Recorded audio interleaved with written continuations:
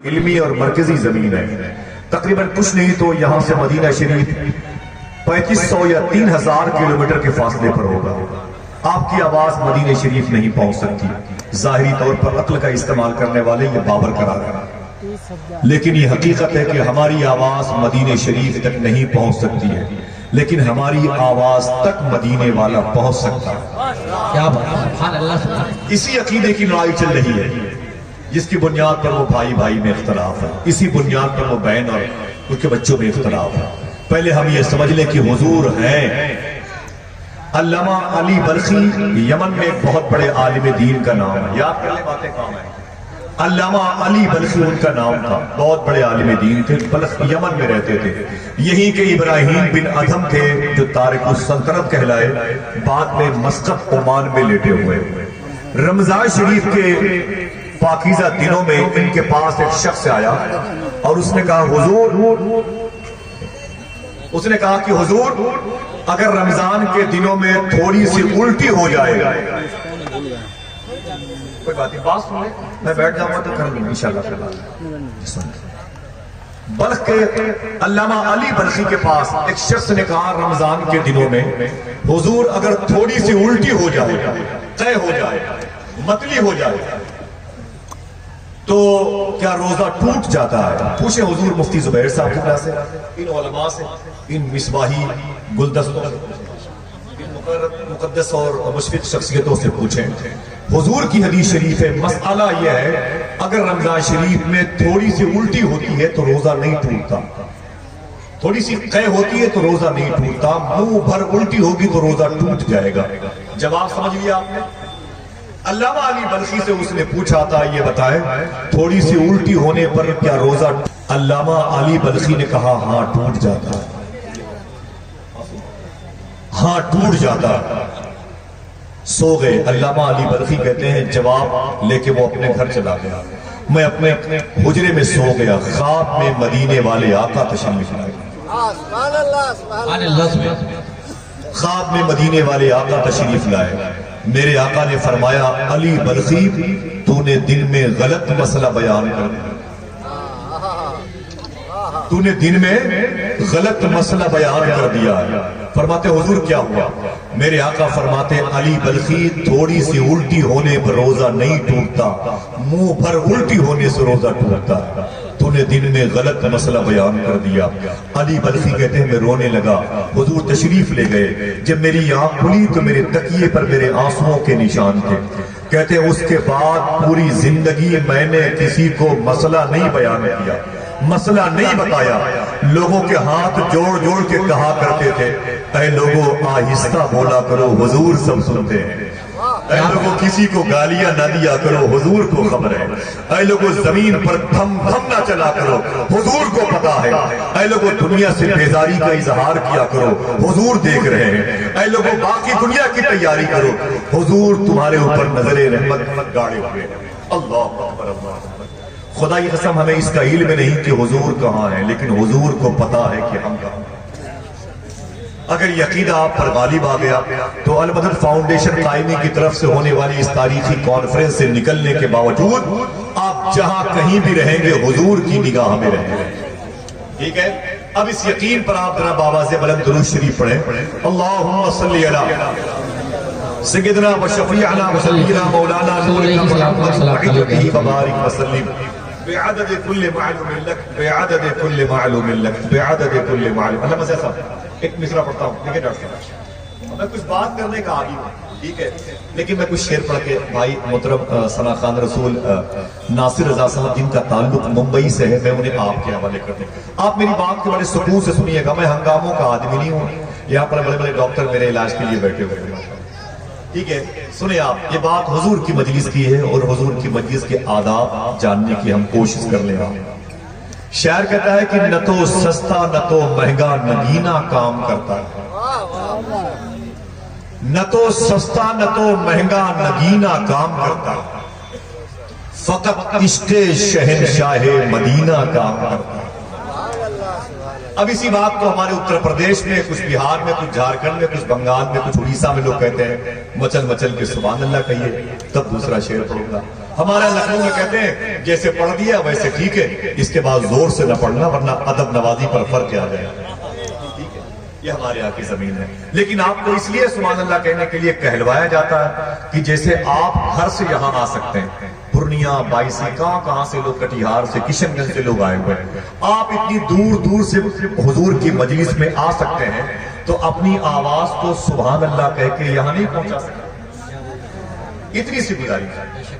ایک صاحب نے گلی کے بالکل آخری موڑ پر دکان چھوٹی سی کھول رکھی تھی. ان کے دوست ملنے کے لیے گئے، بولے بھائی یہاں کیا کر رہے ہو؟ بولے یہ دکان میری ہے. بولے بڑا شوق ہے کاروبار کرنے کا تو منڈی میں آؤ، مال میں آؤ، شاپنگ سینٹر میں آؤ، گلی کے نکڑ پر تم نے دکان کھول رکھی ہے، یہاں تم بوہنی نہیں ہوگی. کہا کیا مطلب؟ کہا یہاں کوئی نہیں آئے گا. اس کے دوست کو جلال آ گیا. اس نے کہا کوئی نہیں آئے گا؟ کہا کوئی نہیں آئے گا. تو اس نے کہا سن یہ بتا یہاں موت کا فرشتہ آ سکتا ہے کہ نہیں؟ میری باتیں سن لے، ہوم وید کی دوا کے طریقے سے ہے، سن لیا. کہا یہاں موت کا فرشتہ آ سکتا ہے؟ اس نے کہا ہاں یار موت کا فرشتہ تو آ سکتا ہے. تو اس نے کہا سن جب موت کا فرشتہ آ سکتا ہے تو رزق بانٹنے والا فرشتہ کیوں نہیں آ سکتا ہے؟ گھر سے آ سکتے ہیں، شہر سے آ سکتے ہیں، قریے سے آ سکتے ہیں، دیہی علاقوں سے آ سکتے ہیں، کسی خانقاہ کسی مدرسے کی نسبت کی رسی کو مضبوطی سے پکڑ کے حضور کی مجلس میں آ سکتے ہیں. تو کیا اللہ کو پاک کہنے کے لیے آپ کسی کے اشارے کا انتظار کریں گے؟ میں اسی مصرے کو پھر سے پڑھتا ہوں. دو چار لوگ سبحان اللہ کہتے ہیں تو یہ بہت بڑی بات ہے. اس مہنگائی کے دور میں اتنی بڑی بات آپ کی زبان سے نکل جائے بڑی بات. یہ تو بتوفیق خدا بندی ہے. سب لوگ سبحان اللہ کہتے بھی نہیں ہیں اور کچھ لوگ بغیر سبحان اللہ کے رہتے بھی نہیں. بے شک بے شک. میری بات سمجھے نا؟ آپ کیا سمجھ رہے ہیں کہ میں نہیں کہتا؟ نہ ایسی بات نہیں. اللہ توفیق عطا نہیں فرماتا. جو کہتے ہیں اللہ انہیں توفیق عطا فرماتا. یہ توفیق خداوندی پر اللہ کے حکم پر ڈیپینڈ کرتا ہے. موسیٰ علیہ السلام نے اللہ سے بات کی. مصر میں طور پہاڑ ہے، اللہ سے بات کی.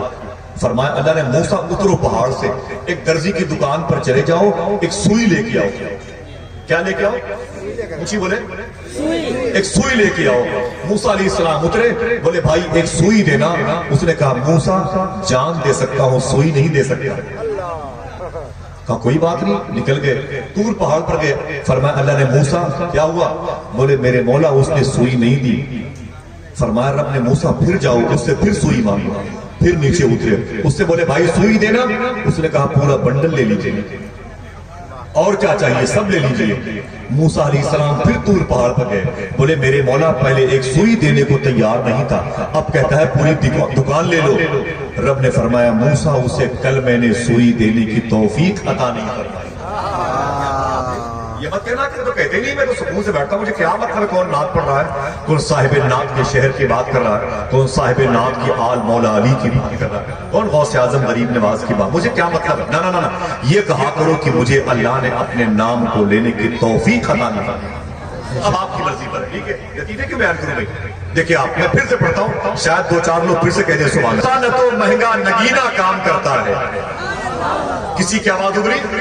جن لوگوں نے سبحان اللہ کہا زحمت نہ ہو تو ہاتھوں کو اٹھا کے سبحان اللہ کہہ دیں. سبحان اللہ. ذرا پوری ایمانداری سے، آپ کی آواز کی ضرورت ہے پوری دنیا کو. پوری دنیا پیاسی ہے، آپ کی آواز جام ہے. پوری دنیا بھوکی ہے، آپ کی آواز رزق ہے. پوری دنیا پریشان حال ہے، آپ کی آواز دستگیر ہے. پوری دنیا ٹوٹ رہی ہے، آپ کی آواز اتحاد کا کام ہے. بے شک. نہ تو سستا نہ تو مہنگا نگینا کام کرتا ہے.